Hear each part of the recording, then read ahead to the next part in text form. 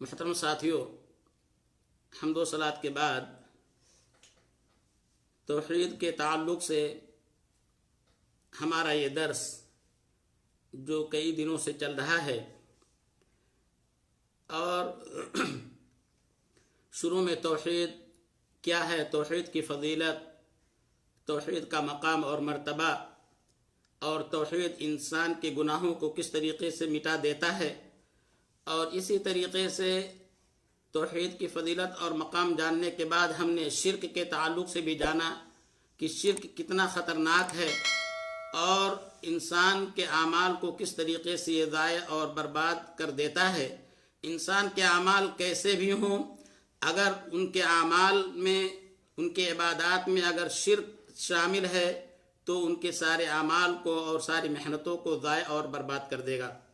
لہذا شیخ رحمہ اللہ علیہ نے شرک کی خطورت کو بیان کیا اور اس کے تعلق سے قرآن کریم کی چند آیات اور احادیث بھی انہوں نے پیش کی۔ اس کے بعد چند وہ چیزیں جو شرک کے اندر شمار ہوتی ہیں، شیخ رحمہ اللہ علیہ نے ان چیزوں کا بھی ذکر کیا تاکہ ہم ان تمام چیزوں سے محفوظ رہ سکیں۔ اور وہ چیزیں آج ہمارے معاشرے کے اندر رائج ہیں، لوگ بہت دھڑلے سے کرتے ہیں، لہذا ان کا جاننا بہت ضروری ہے تاکہ ہم ان تمام چیزوں سے بچ سکیں۔ قرآن اور سنت میں اس کے تعلق سے کتنی سخت وعید آئی ہوئی ہے، ہم ان تمام چیزوں کے تعلق سے دیکھیں۔ شیخ رحمہ اللہ علیہ نے باب باندھا ہے کہ کسی مصیبت سے دور رہنے کے لیے یا کسی مصیبت کو ہٹانے کے لیے اگر اس کے خاطر اگر کوئی انسان کوئی کڑا پہنتا ہے یا دھاگا پہنتا ہے تو یہ شرک ہے۔ آج ہمارے معاشرے کے اندر آپ دیکھیں کہ بہت سارے لوگ اپنے بازو میں دھاگا باندھ لیتے ہیں، یا اسی طریقے سے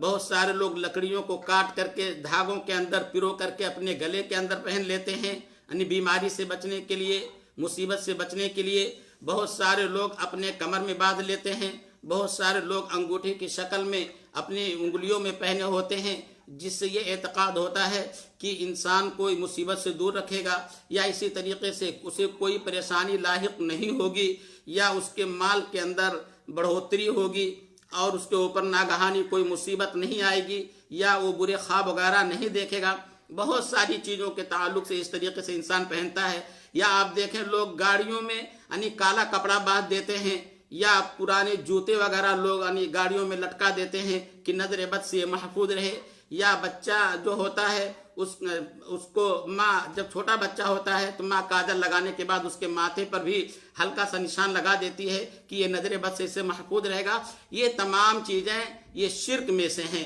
اسلام نے سختی کے ساتھ منع کیا ہے، جیسا کہ شیخ رحمہ اللہ علیہ نے قرآن کریم کی آیت ذکر کی اور چند احادیثیں ذکر کیا، میں آپ لوگوں کے سامنے پیش کروں گا۔ کہتے وقولہ تعالی قل افرأیتم ما تدعون من دون اللہ ان ارادنی اللہ بضر هل ہن کاشفات ضرہ او ارادنی برحمت هل ہن ممسکات رحمتہ قل حسبی اللہ علیہ یتوکل المتوکلون۔ اس لیے میرے محترم بھائیوں، ایک مومن کا یہ اعتقاد ہونا چاہیے، اللہ رب العالمین پر توکل اور بھروسہ ہونا چاہیے کہ اللہ رب العالمین ہی نفع اور نقصان کا مالک ہے۔ اللہ رب العالمین کے علاوہ کائنات کے اندر کوئی ایسی ذات نہیں ہے جو کسی انسان کے نفع اور نقصان کا مالک ہو۔ لہذا انسان کو چاہیے کہ اللہ رب العالمین پر توکل، اعتماد اور بھروسہ رکھے۔ اللہ کے رسول صلی اللہ علیہ وسلم کو مخاطب کر کے کہا گیا کہ اے نبی کریم صلی اللہ علیہ وسلم، آپ ان لوگوں سے کہہ دیجئے جو اللہ کو چھوڑ کر کے دوسروں کو پکارتے ہیں، ان سے یہ کہیے کہ کیا اگر اللہ مجھے کوئی نقصان پہنچانا چاہے تو کیا جن کو تم پکارتے ہو وہ اس کو دور کر دیں گے، یا اس کو دور کرنے والے ہیں؟ یا اللہ رب العالمین مجھ پر مہربانی کرنا چاہے تو کیا وہ اس کو روک سکتے ہیں جن کو تم اللہ رب العالمین کو چھوڑ کر کے پکارتے ہو؟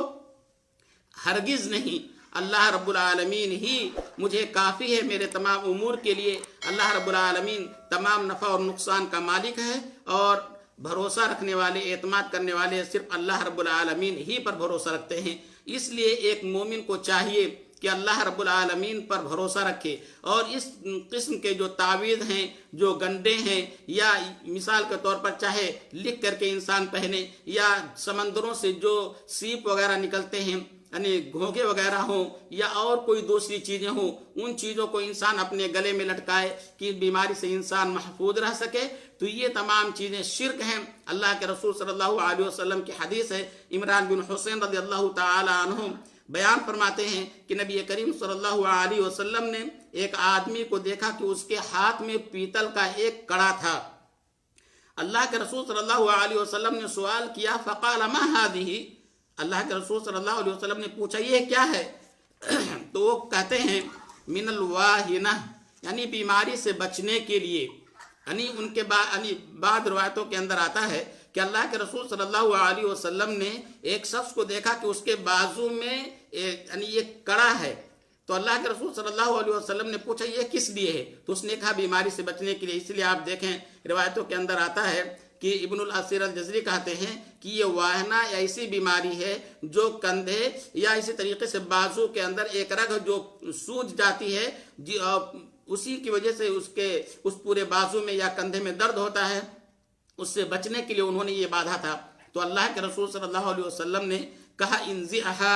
فإنها لا تزيدك الا وهنا۔ اللہ کے رسول صلی اللہ علیہ وسلم نے انہیں تاکید کرتی فوراً سختی کے ساتھ اللہ کے رسول صلی اللہ علیہ وسلم نے منع فرمایا کہ تم اس کو ابھی نکال کر کے پھینک دو، یہ چیز تمہاری بیماری کے اندر مزید اضافہ کرے گی اور یہ تمہاری بیماری کو یہ دور کرنے والی نہیں ہے۔ لہذا چونکہ زمانے جاہلیت میں لوگوں کا یہ اعتقاد تھا کہ یہ اس انسان کو مصیبت سے یا بیماری سے، یہ ان چیزوں سے یہ چیزیں روک دیتی ہیں، ان کا اعتقاد تھا، اس لیے اللہ کے رسول صلی اللہ علیہ وسلم نے سختی کے ساتھ منع فرمایا۔ اور وعید کیا بیان کی فَإِنَّكَ لَوْ مِتَّ وَهِيَ عَلَيْكَ مَا أَفْلَحْتَ أَبَدًا، اور اگر تمہاری موت اسی حالت میں ہو گئی کہ تم اس کو اپنے ہاتھ میں باندھے ہوئے ہو، یا تمہارا یہ اعتقاد اس پر ہے کہ یہ تمہاری بیماری کو یا تمہاری مشکل کو یہ دور کرے گا، تو تم کامیاب نہیں ہو سکتے ہو۔ اسی طریقے سے ایک دوسری حدیث